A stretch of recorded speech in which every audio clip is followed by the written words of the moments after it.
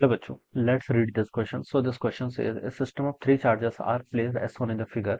If capital D is much greater than smaller d, then the potential energy of the system is best given by. आपको यहाँ पर बताने क्या potential energy of the system बतानी है, ठीक है। पोटेंशियल एनर्जी तो बतानी है। पोटेंशियल एनर्जी बच्चों हम यहाँ पर कौन से डिफाइन करेंगे? चार्जेस हैं तो इसका मतलब इलेक्ट्रोस्टैटिक पोटेंशियल एनर्जी होगा, ठीक है। तो इस क्वेश्चन का की कॉन्सेप्ट है, इलेक्ट्रोस्टैटिक पोटेंशियल एनर्जी भी लिख सकते हैं, ठीक है। चार्जेस हैं तो ऑब्वियस है कि इलेक्ट्रोस्टैटिक पोटेंशियल एनर्जी की बात करेंगे, ठीक है। चार्जेस के कॉम्बिनेशन के कारण देखिए आपकी पोटेंशियल एनर्जी कितनी होती है।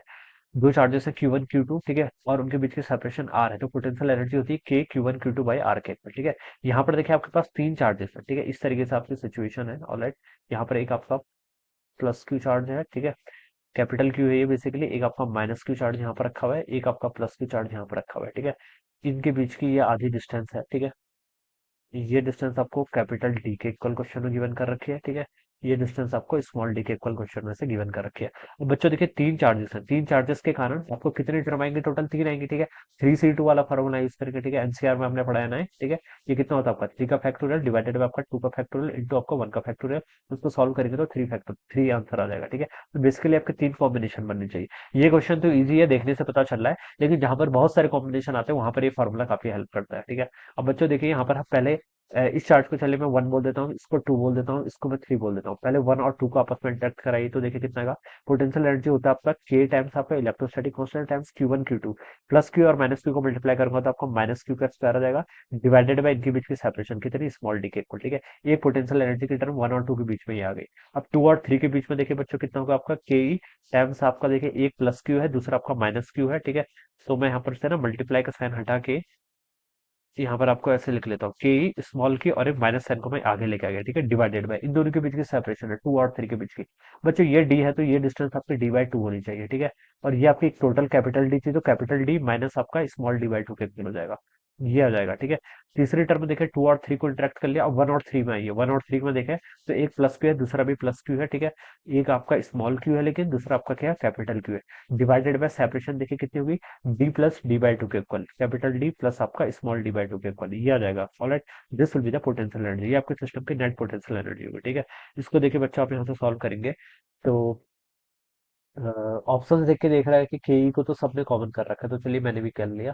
यहाँ से आपका minus Q square by small D हो जाएगा, ठीक है। और यहाँ पर से आपका देखिए capital Q divide by small Q times, sorry, capital Q into small Q divide by आपका डी माइनस डी/2 के इक्वल होगा, ठीक है। और यहाँ पर आपका plus capital Q times small Q divided by आपका कैपिटल डी प्लस आपका स्मॉल डी/2 के इक्वल होगा। एक वैल्यू आपकी यहाँ पर से ये आएगी, ठीक है। ऑल राइट, हाँ ठीक है। अब देखिए इसको हम फर्दर आगे एनालाइज करते हैं। के ई को आपने यहाँ पर कॉमन कर लिया है, ठीक है। और यहाँ से आप minus Q square by D इसको ऐसे कर लीजिए। यहाँ पर देखिए इसको सिंप्लीफाइड कर लेते हैं, इस टर्म को हम सिंप्लीफाई कर लेते हैं, ठीक है। डी+2 डी/2, ठीक है, इसको देखिए मैं यहाँ पर से सिंप्लीफाइड कर लेता हूँ, तो इन दोनों को मल्टीप्लाई कर लीजिए। ए प्लस बी ए माइनस बी का होल स्क्वायर कितना होता है? ए स्क्वायर माइनस बी स्क्वायर, तो ये हो जाएगा डी का स्क्वायर माइनस आपका स्मॉल डी/2 का होल स्क्वायर करेंगे तो इतना हो जाएगा, ठीक है। अब यहाँ पर इन दोनों को अगर आप मल्टीप्लाई कर लेंगे, ठीक है, तो एक काम कर लीजिए, माइनस के क्यू को भी आप कॉमन कर लीजिए, तो यहाँ पर आपका कितना बच जाएगा? डी प्लस डी/2, ठीक है, माइनस आपका डी माइनस ऑफ डी/2 आपका वो प्लस के इक्वल हो जाएगा, ठीक है। ये वैल्यू आएगी, ठीक है, ये आपके करली ब्रैकेट होने चाहिए, ठीक है। ये हो जाएगा बेसिकली, ठीक है। ये आपके यहाँ पर से इतना आ गया, ओके। अब बच्चों देखिए इसको फर्दर सॉल्व कर लीजिए, के ई, ठीक है, टाइम्स आपका यहाँ पे minus Q square by D, ठीक है। बच्चों देखिए क्वेश्चन में एक हिंट दे रखी है कि capital D is much greater than small D, ठीक है। तो ये मच ग्रेटर है तो हम लिख सकते हैं कि जो आपका डी स्क्वायर होगा ये तो और भी बड़ा होगा, फिर आपके डबल डी से और भी ज्यादा बड़ा हो जाएगा, ठीक है। तो इसके कंपेरिजन में देखिए नीचे वाले टर्म में हम लिख सकते हैं ये डी²/4, इस टर्म को हम क्या कर सकते हैं? नेगलेक्ट कर सकते हैं, क्या कर सकते हैं? नेगलेक्ट कर सकते हैं, ठीक है। और ऊपर देखिए बच्चों कितना बचेगा? Minus capital Q small Q, इसको तो आपने ऐसे ही रहने दिया। यहाँ से माइनस डी से ये माइनस डी कैंसिल, डी/2 प्लस डी/2 आपका कितना हो जाएगा? डी के इक्वल हो जाएगा, ये हो जाएगा। और डिनोमिनेटर में आपका डी का स्क्वायर बच जाएगा, इतनी टर्म आ जाएगी, ठीक है।